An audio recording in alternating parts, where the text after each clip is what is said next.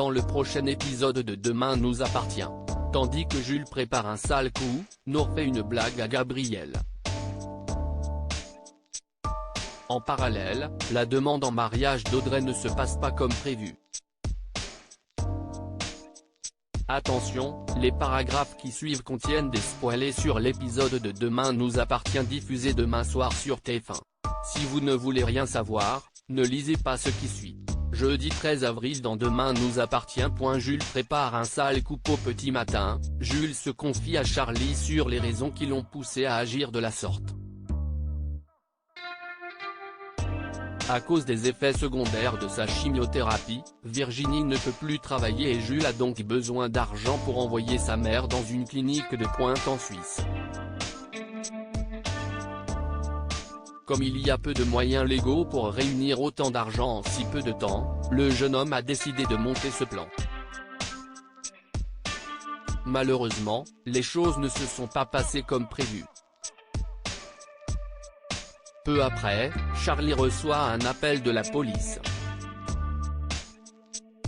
Convoquée au commissariat, elle prie Jules de partir loin car la police pourrait débarquer à tout moment.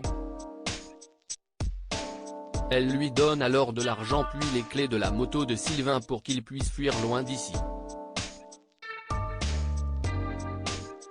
Avant qu'il ne parte, Charlie le serre dans ses bras une dernière fois. À l'hôpital, Nordine fait quelques pas dans le couloir sous le regard de Myriam et Manon. Bien qu'il devrait se laisser un peu de temps pour récupérer, le policier envisage déjà de retourner au travail pour aider ses collègues à coincer Jules. Myriam et Manon lui rappellent alors à quel point elles ont eu peur de le perdre et lui conseillent vivement de se reposer. Au commissariat, Charlie tente de faire croire qu'elle n'a plus vu Jules depuis la soirée où il a frappé Nordine. Compte tenu de l'inquiétude du commandant Constant, elle se ravise finalement et avoue avoir hébergé son ami la nuit dernière. Elle raconte ensuite que Jules a monté cette combine pour payer un traitement à sa mère qui est gravement malade. Tandis qu'il cherche à savoir où il se cache, Charlie répond qu'il est parti rejoindre Virginie à Lyon avec la moto de Sylvain. Quelques heures plus tard, la police retrouve la moto de Sylvain à la gare. En effet, Jules aurait pris le train de 9h08 pour Perpignan. Martin comprend donc qu'il ne cherche pas à rejoindre sa mère à Lyon. Persuadé que le jeune homme va essayer d'appeler sa mère, Martin téléphone au juge pour obtenir les fadettes de Virginie. Pendant ce temps, Jules monte dans un bus puis change la puce de son téléphone pour joindre sa mère. Cette dernière, qui a été prévenue par Martin, se met à pleurer car elle craint que son fils finisse comme son père. À son tour, Jules fond en larmes et jure qu'il gère la situation. Après lui avoir dit combien il l'aime, Jules raccroche avant de regarder les réseaux sociaux de Nordine. En tombant sur une photo du policier aux côtés de Virginie, Jules semble retrouver sa détermination. Plus tard, il rencontre un homme auquel il achète des munitions qu'il s'empresse de mettre dans l'arme de Martin. La nuit tombée, Martin, Nordine, Manon et Myriam dînent au Spoon pour fêter la sortie du policier. Si l'ambiance est à la bonne humeur, Martin a pourtant la tête ailleurs. Pendant que tous trinquent à la santé de Nordine, Raphaël et Sébastien viennent les saluer. Après le dîner, Martin, Nordine, Myriam et Manon se baladent dans les rues de Sète. Myriam profite alors que Martin s'éloigne pour questionner son fils sur la relation entre Martin et Raphaël. Tandis qu'il confirme qu'il se passe bien quelque chose entre eux, Jules les observe avec un regard qui n'annonce rien de bon. Nour fait une blague à Gabriel. Nour est allé voir la gynécologue de l'hôpital.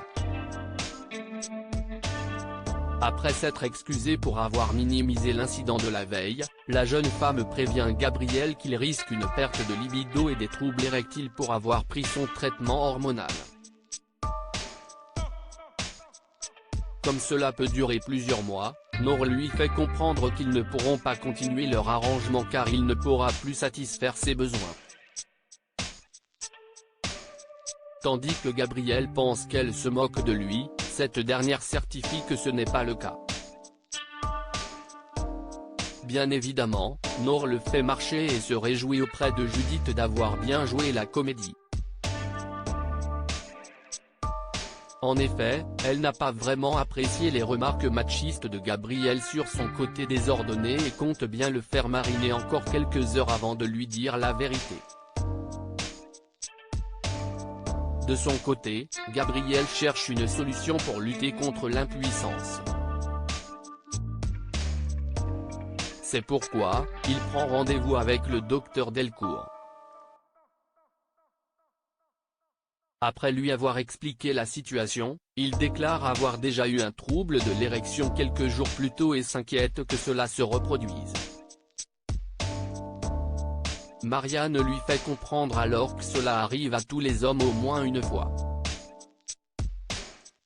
Selon elle, Gabriel est juste hypocondriaque. De retour chez lui, Gabriel révèle à Nour qu'il est au courant pour son mensonge. Et il est tellement soulagé qu'il n'arrive pas à en vouloir à son ami. Finalement, Nour et Gabriel partagent un moment intime. La demande en mariage d'Audrey ne se passe pas comme prévu. Audrey a l'intention de demander Damien en mariage. Si elle a enfin pu surmonter sa peur du mariage, elle a surtout compris qu'elle pouvait lui faire confiance.